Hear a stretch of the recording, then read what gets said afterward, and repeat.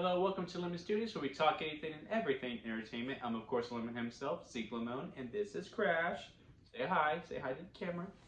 We're going to put you down. And this is my review for Halloween Ends, the final chapter between Lorie Strode and Micheal Myers. But is it ever really the ending between these two? Hell, they'll probably reboot it again.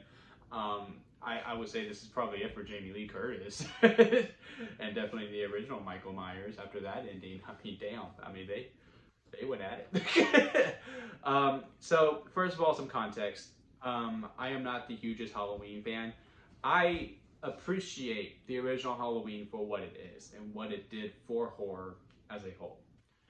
The movie itself, it's fine.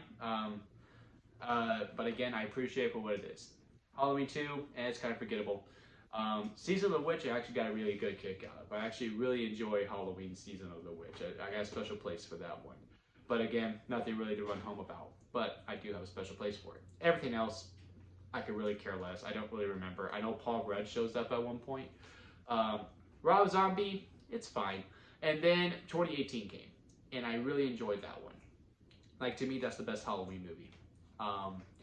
And then Halloween Kills comes out, and I appreciate some of the things they did, but overall I didn't think it was really that good. And I also really felt like, obviously, they're building up for a third movie. Then after watching this third movie, Halloween Kills is definitely its own movie. It has its own beginning, middle, and end. And getting into this one now, I always appreciate it when studios is allowing the screenwriters and directors to go, you know what, you want to take this story in a different direction instead of keep it in the same pocket, y'all go ahead and do it. We trust y'all. Go ahead. I always really appreciate that because this movie takes a big swing. It takes a big swing and it goes in a whole other direction than what we are used to. And within that, I really do appreciate the movie for doing that. And also, there are story beats within this that are actually really engaging. Like Lorie Strode. Jamie Lee Curtis's part is always great. I really wish there was more of her because, again, she is top bill, but she's not really the main person here. We really mainly follow Allison and this crap, I can't remember his name, but she follows her and this guy are together, and they're really the two main marquee people in this movie, and which is fine, but the movie doesn't work within that. But before we get into that, other things that worked in it is a form of like a legacy of a town and just the traumas that happen with an unresolved thing, because the basic story of this movie is Micheal disappeared after the 2018 version. No one really knows. So when stuff happens, some people die and all this stuff, people are like, well, is this Micheal? Well, no, because Micheal wouldn't do this. And there's just a bunch of different ways.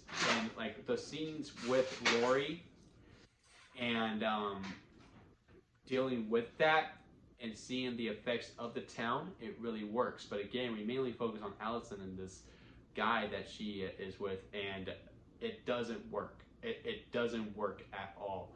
It's almost like a gothic romance movie in a way. And it was like, are you trying to be Candyman? Because you're not Candyman. Because like, it just really felt that way. It's like, you're not Candyman. And it is just, it does the one thing that no movie should do. Because even in a horror, you could get the scares bad.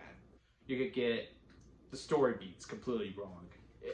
You could do everything wrong in any movie ever, no matter what it is. But if you are entertaining, people are going to have fun and enjoy themselves. And a lot could be forgiven if you just be entertaining. And it's not. And the stuff that is entertaining is not at the focus. And, you know, I don't think it has anything to do with Allison and the guy. They're giving them their all. That's the thing. Like, he's a really big character, and I can't remember his name. I can't, because I just wasn't engaged in that storyline. And I think the actor and the actress were doing as much as they could. They were giving it their all, but I didn't feel any chemistry. And I think they really becomes to the story beat because like they just really skimmed through that, because I was just like, damn man, they are abrasive when it comes to like who, because like. Maybe it's just me because I'm definitely not this straightforward when it comes to like romance and all that stuff. I'm like, yeah, there's no way. Yeah, there's no way she's into me. Maybe she is. No, she's not. Like, then it's too late after I feel like, oh yeah, she was. And they just zoom past this.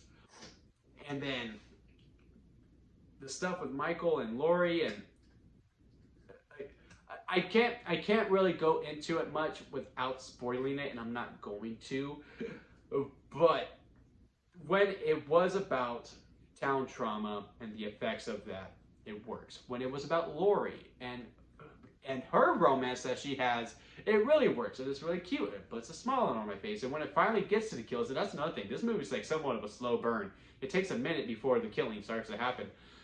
Because again, you just really live in this town, and when it's with Lorie, it works. When it's with Allison, it does not.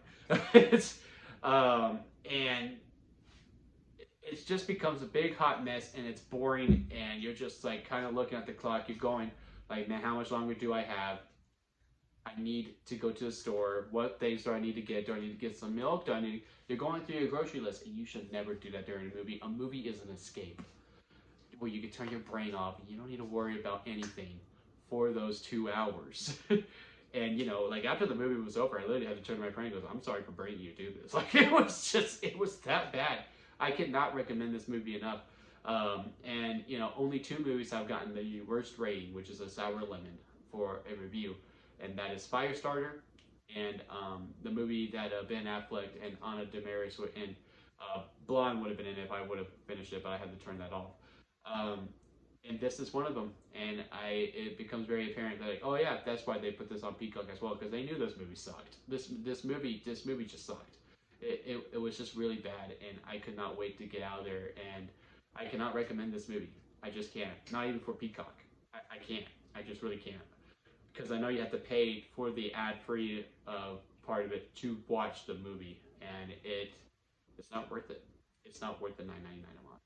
So yeah, those are my thoughts on Halloween Ends. Comment below, let me know what you think of the movie, and also hit the like button if you did enjoy this review, and also hit that subscribe button as I'm trying to grow into my YouTube career. And that'll be it for me, guys. I'll see you next time at Lemon Studios.